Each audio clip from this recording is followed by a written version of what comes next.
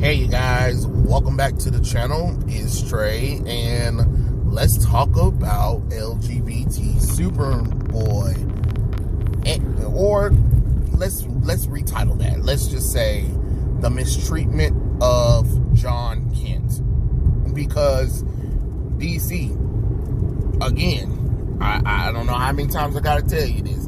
I told you when you made those changes to Superman, it was going to cause a ripple effect and consequences that you were not ready for or prepared for. And you keep getting slammed in the media every week.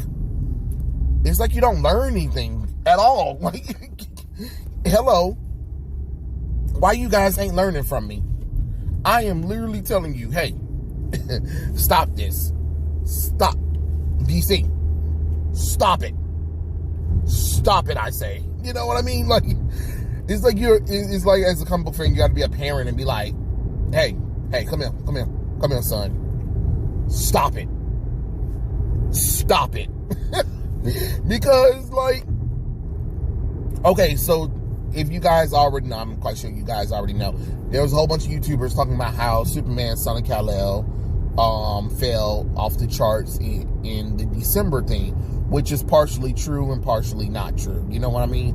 Because the actual number, issue 6 and 7, didn't come out until January. And it's like, oh, okay, cool. So you got January where it comes out, and it, you know, it number 7 never makes it on the chart, and number 6 is like 42 or 45 if I'm believing. But with the December one, people forget that the annual came out, and the annual didn't even do good. And I think the annual was him teaming up with Nightwing. Like, how does that not work? I mean, how does that not sell? You know what I mean? So, of course, you know, Tom Taylor, he got upset that people were trying to, like, talk about Son of Kal-El for the December selling. Was like, look at these great numbers right here. You guys forgot that our book didn't come out on the 6th, so didn't come out in December. It comes out in January. But forgetting that most people were talking about the annual, because Superman Son of Kal-El annual did come out during December. And another thing that I looked at the charts is that I saw some comic books that also came out in November that charted in December as well. And if Superman Son of Kal-El was so popular, issue number 5 and it was number 6 in November, it should have charted, you know, it should have also charted in December as well, because it went back for quote unquote second printing. You know what I mean? So yeah, I mean, it kind of proves that it's a failure of an idea, and it's a failure of character progression for Jonathan Samuel Kent. And another thing that I want to bring up is I was watching Superman and Lois. I haven't finished. I haven't really fully sat down and watched season 2. I've been watching bits and pieces when I get time to watch it, when I remember to sit down and watch it.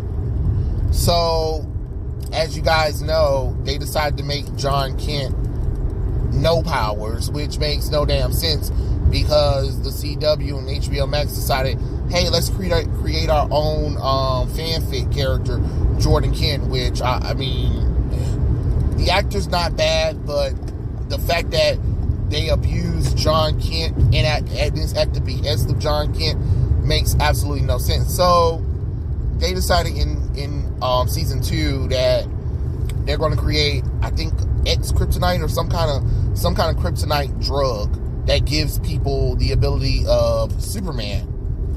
And they created the Superboy initiatives or whatever, where they have some of these people who have gotten powers from the meteorite.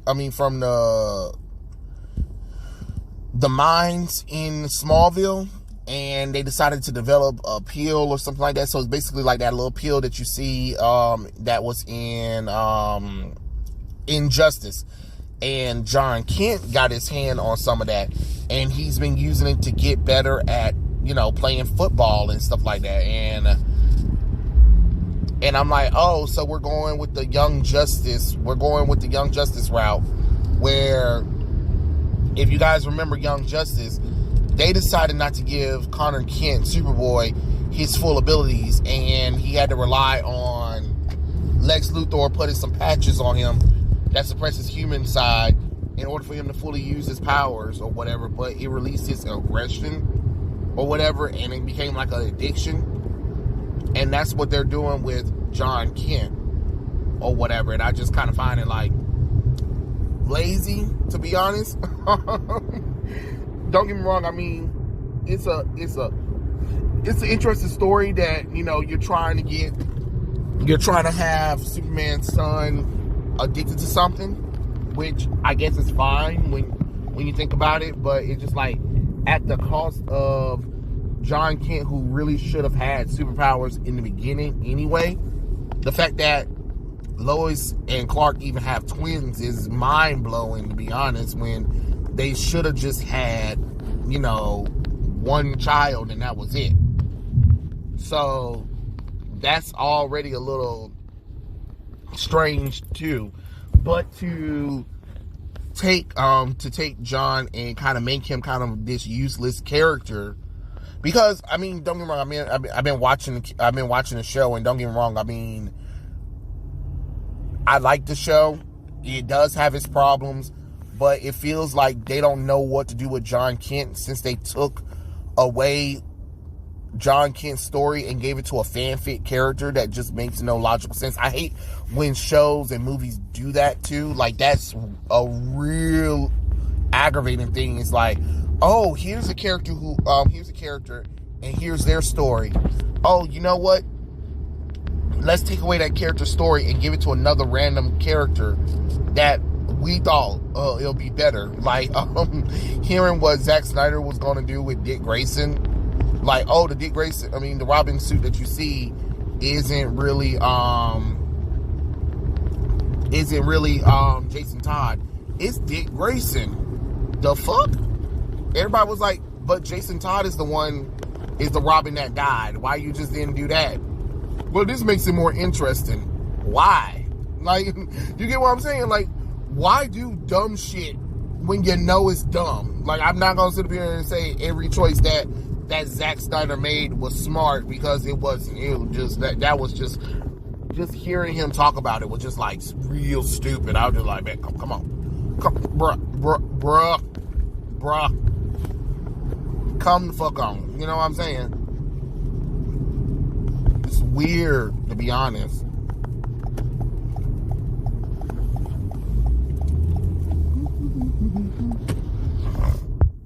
Like, okay, so with Jon, he has to struggle with like, oh, I'm tired of being the useless one. So now if I take these pills, I can get better at football and, do something, because football was his thing. And then, his brother comes out of nowhere with superpowers, and now he's part of the football team.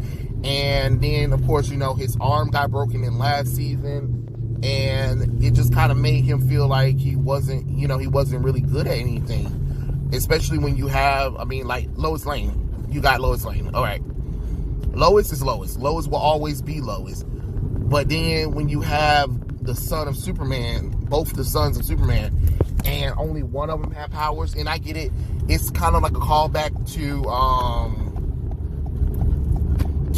Superman and Batman Generations, where Superman and Batman had children, and Superman's children, some of them wouldn't have, some of Superman's children in some of the stories, and even in their descendants, wouldn't have powers at all. And you're just like, well, what's the point of you existing then? Like, you know what I'm saying? And then a lot of them would easily get killed off any goddamn way. So you just be like, so you created these children of Superman, or descendants of Superman. They don't have powers. Some of them don't have powers, and then they're easily able to be killed off. Or you make them useless. So it was like, what was the point of putting them in the story? And that's what I feel like they did with Jon Kent. Like, why do that to Jon Kent? And I get you're trying to tell an interesting story with Jon Kent about drugs and power and, you know, being the child that used to be the golden child, and then now because your brother comes out of nowhere, he's the most focused on because of whatever mental issues he got going on, you know, and it doesn't seem fair when, you know, you're the brother that has to keep giving up everything for the special need brother, sort of. And no, I'm not talking about mentally challenged. I'm just talking about a child that just needs more attention, you know. But yeah, so that's why I'm like the mistreatment of Jon Kent. But at the same time, we can also wrap it back around to the whole LGBT Superboy thing, is the fact that, of course, it was never going to work, Tom Taylor. And whatever anybody says, no matter what anybody talk about, like, oh, this was a good idea. No, it really wasn't. Just because there are some folks on Twitter and Instagram and Tumblr who likes this shit, they aren't your core audience. Sad to say, I know it's hard for people to understand, but they're not your demographic that are reading, and we know they're not reading because I've talked to some of them, and I'd be like, so tell me about the character then.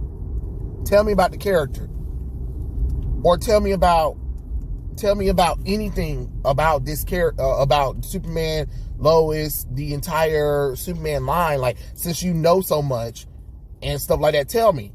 Most of them can't tell you shit, but they read off of, or they read the shit off of Wikipedia. Oh, okay, cool, great. I could have did that myself. Thank you. But did you read the Super Sons book that he was in? Never heard of it. Of course you never heard of it. A lot of y'all didn't even know him and Robin were childhood friends in Super Sons, or that he came from another Earth. Oh yeah, a lot of people didn't know that. But you know, as soon as he become LGBT, oh, now he's great. But the problem is with this whole LGBT stuff, you're taking an American icon that does represent the best in America, and you're slapping rainbows on that shit. No country wants to have an iconic LGBT character as is icon. I'm sorry y'all don't like it, but Americans didn't like it. That's why everybody was up in arms when they announced the bullshit, because they knew it was stupid. Like, how you gonna do True Justice the American way, and then you're gonna be like, oh yeah, Superman's son, the one that we're gonna make the new Superman, he's LGBT. What? Excuse me? That doesn't work. It's not going to work. I could have told you it wasn't going to work. You can't strap on a group, a demographic that doesn't have that many people. Sorry, 3%, if lucky. You know what I'm saying? Most of your readers, again, are what? White, straight, and male. That's the demographic. That's the demo you got. You can't get mad. That's the demo that you got. So why do that? Why do something stupid to make your original demo leave, and then get mad that you're not getting the sales anymore? You know what I mean? You're trying to spin it in as if this is some successful book, or this is a successful choice, or this is very progressive. No, it's not progressive. It's lazy as hell, and it's pandering. It really is pandering. Sorry, most people in the United States are not LGBT. You don't have to like it. You don't have to understand it. It is what it is. But to try to force it down people's throat, and don't tell me it's not being forced. Yes, the fuck it was. It completely was forced, especially when you're talking about character development and character storylines. It was forced. The fact that it even had media press after the 2 months before that, they had did the same thing with Tim Drake. That is forced. That is forcing that down people's throats. And what happened? As soon as people rejected, what was the first thing that come out of a lot of people's mouths? Oh, I mean, the people who don't even fucking care about comic books. Oh, you're being homophobe or whatever, and you just don't want to see LGBT people succeed or whatever and stuff like that. Sure, you dumb bitch. Even though I named a whole bunch of original LGBT characters that were originally LGBT in their conception that you didn't do anything with. You've been taking straight characters and making them LGBT. You know what I'm saying? So at this point, when somebody says that being LGBT isn't a choice, no, it's a choice. It's a choice. It's a choice. Just like being straight is a choice then. Because if you can easily take a character that has years of history on them about being LGBT, then guess what? Then guess what? I mean, then guess what? It's a choice. It literally is a choice at this point. And it kind of sucks, but it is what it is, though. I just kind of find it odd that, you know, people want to be like, oh, it's not a choice, and I can't help how I am, and, you know, I was born this way, that Lady Gaga nonsense or whatever and stuff like that. No, you can help it. You can help it. You're the one who made that decision at the end of the day. Because you have to look at it like that. When you keep seeing all these characters being race swapped or their sexuality being changed, it is a choice at this point, especially when the proof of that character never being that way. You know what I'm saying? So all of a sudden, you just gonna wake up one day, you've been into, and I understand there are some real LGBT people who do go through that kind of nonsense. But when we're talking about characters that people have been following for almost 80 years, a lot of these characters been following for 80 years or whatever, and even 10 years, it hasn't been shown that they were interested in the same sex, but then all of a sudden, you got weirdos who are into that shit.